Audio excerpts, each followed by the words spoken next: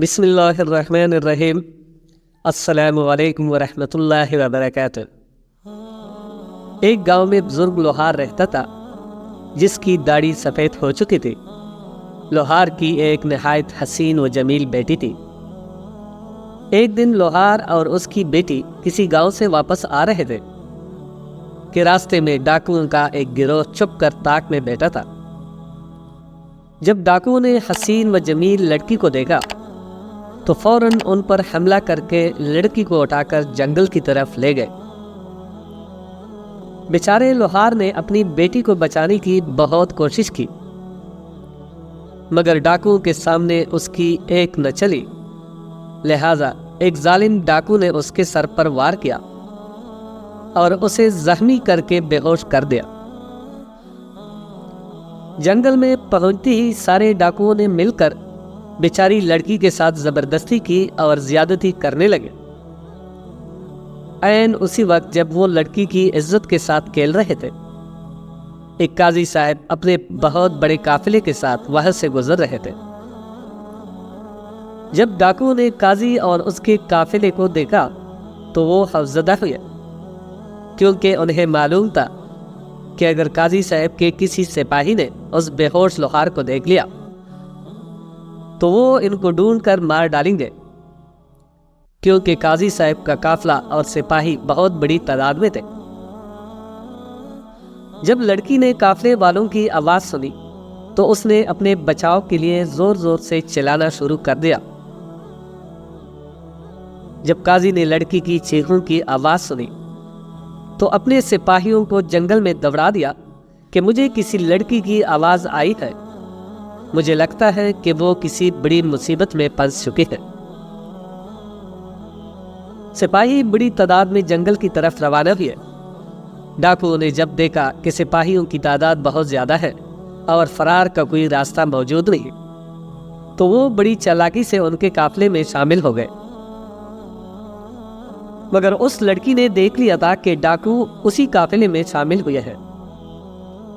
سپاہی لڑکی کو قاضی کے سامنے لے گئے اور کہا کہ قاضی صاحب، اس لڑکی کے بقول وہ ڈاکو جنہوں نے اس لڑکی کے ساتھ زبردستی کی ہے اسی قافلے میں شامل ہو گئے ہیں۔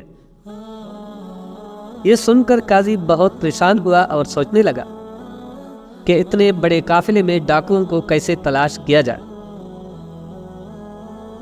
کافی دیر سوچنے کے بعد قاضی نے حکم دیا کہ سارے قافلے کو چاروں طرف سے گھیر لیا جائے اور یہ قافلہ سیدھا عدالت تک جائے گا۔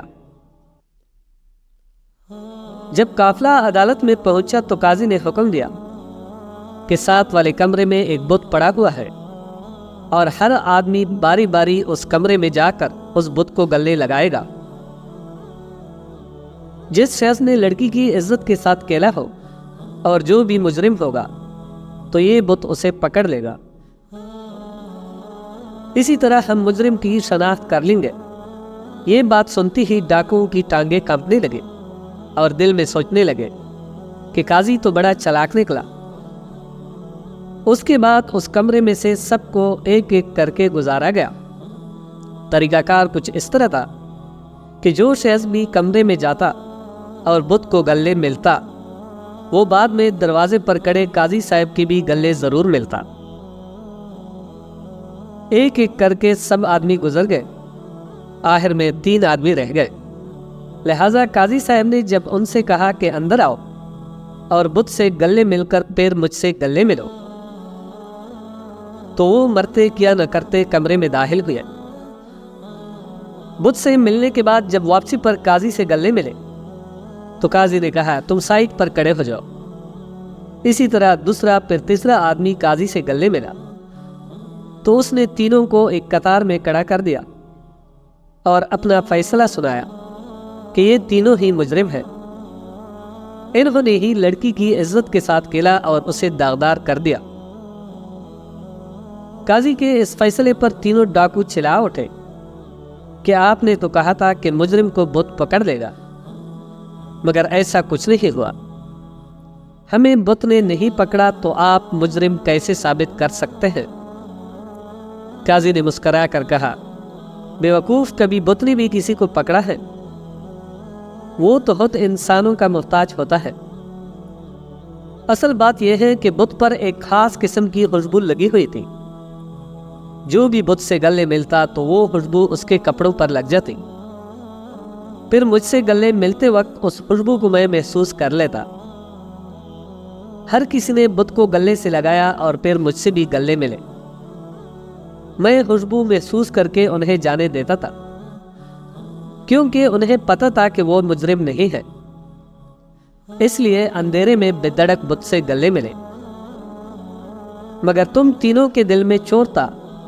تم لوگوں کو یقین تھا کہ اگر بت سے گلے ملے تو وہ پکڑ لے گا، اس لیے اندھیرے میں تم بت کے قریب ہی نہیں گئے اور اندر سے ہو کر واپسی پر مجھ سے گلے ملے۔ تم تینوں کے کپڑے پر کسی قسم کی خوشبو محسوس نہیں ہو رہی تھی۔ اس کے علاوہ تم تینوں کے دل کی دھڑکن بھی حد سے زیادہ تیز تھے۔ مجرم کا دل گھبراہٹ میں زیادہ تیزی سے دھڑکنے لگتا ہے۔ بس قاضی نے حکم دیا کہ تینوں کو چوک پر سب لوگوں کے سامنے سولی پر لٹکا دیا جائے، تاکہ لوگ ان کو دیکھ کر عبرت حاصل کریں۔ دوستو، اس طرح کے سبق آموز ویڈیو کے لیے ہمارے چینل کو سبسکرائب کر لیں۔ ملتے ہیں اپنی نیکسٹ ویڈیو میں۔ اپنا بہت سارا خیال رکھیے گا۔ اللہ نگہبان۔